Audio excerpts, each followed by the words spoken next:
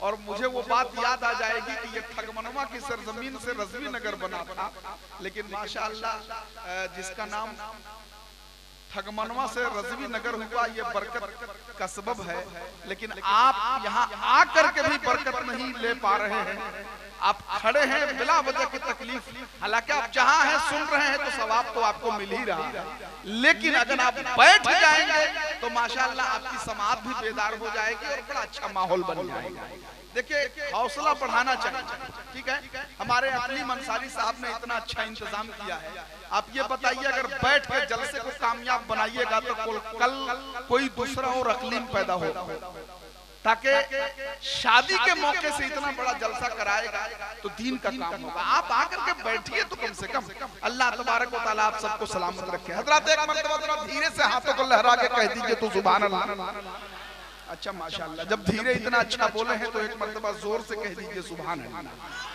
बहुत जल्द हमारे शोराए किराम उलमाए किराम तशरीफ लाने वाले हैं। बुलबुले झारखंड हजरत अल्लामा आसिफ इकबाल साहब किबला, उस्ताद शोरा हजरत अलहाज दिलकश राशमी साहब किबला, शाहकार तरन्नुम हजरत अब्दुल सलाम कौसर साहब किबला, शहनशाह तरन्नुम हजरत मौलाना फैजान रजा पलामवी, ये सारे हजरत स्टेज मोहब्बत में बहुत जल्द आने वाले हैं इंशाअल्लाह। और सरकार हुजूर अमीन मिल्लत तो आखिर में दुआ के लिए हाथ उठाने के लिए तशरीफ लाएंगे। आप ज़ियारत भी करेंगे और इंशाअल्लाह हजरत से फैज भी हासिल करेंगे। इस वक्त मैं चाहता हूँ कि हमारी जमात का एक खूबसूरत शायर जो देखने में भी खूबसूरत है, पढ़ने में भी खूबसूरत है और जसामत के हवाले से भी खूबसूरत है माशाअल्लाह। और जब माइक पर खड़े हो जाएंगे तो आपको पता लगेगा कि जब देखने में इतना अच्छा है तो पढ़ने में कितना अच्छा है ना, आपको बता दें। अरे माशाअल्लाह, जब हुजूर सरकार ताजुश शरीया उमरा के लिए 2011 में मदीना शरीफ पहुंचे थे तो एक इराक का आदमी हुजूर ताजुश शरीया को देख करके वहां से हट नहीं रहा। तो एक हबशी ने सवाल किया कि तुम यहाँ से जा क्यों नहीं रहे हो? तो उस शख्स ने कहा था कि जब सरकार के गुलाम का ये हाल है, खुदा की कसम सरकार का आलम क्या होगा। तो आप सरकार ताजुश शरीया के गुलाम हो। अरे कम से कम इस अंदाज में तो बैठो। गरीब नवाज के हिंदुस्तान में सांसें लेते हैं आप, भारत में आप रहते हैं तो कम से कम हुब्बुल वतनी का हक अदा करिए। ये कोई जरूरी नहीं है, सरकारें बदलती रहती हैं। आज भाजपा की है, कल कांग्रेस की होगी, कल थर्ड फ्रंट की होगी, बाद में किसी और की सरकार बनेगी, लेकिन गरीब नवाज की जो हुकूमत है वो मुस्तकिल हुकूमत है।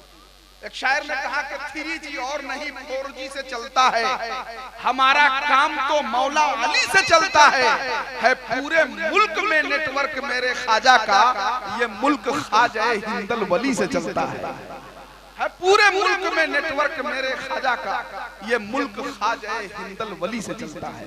तो अब मैं कुछ शायर को आपके हवाले कर रहा हूँ जिसे लोग कारी यूसुफ रजा साहब के नाम से मौसूम करते हैं।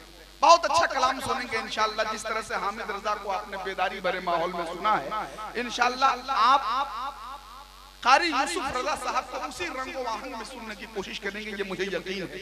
एक मर्तबा जरा हाथों को लहरा करके पूरा मजमा नारों के जरिए से हजरत कारी यूसुफ रजा साहब का इस्तेकबाल कर लीजिए। नारे तकबीर। ये बताइए इतने ही लोग नारे का जवाब देंगे? भाई आप लोग किस लिए बैठे हैं, जरा आप लोग भी तो नारे का जवाब दीजिए। अरे कम से कम नारे का जवाब देने में क्या दिक्कत है? नारा हम सुन्नियों का सहारा है। आप बोलेंगे तो उलमाए किराम आपको दुआ देंगे इंशाअल्लाह, और आप नारों के जरिए से अपना मुकद्दर बेदार करेंगे। नारे तकबीर, हाँ नारे रिसालत, फैज़ाने गौसे आज़म, मसलके आला हजरत, उलमाए अहले सुन्नत, हजरत कारी यूसुफ रजा साहब किबला, नारे तकबीर, नारे रिसालत।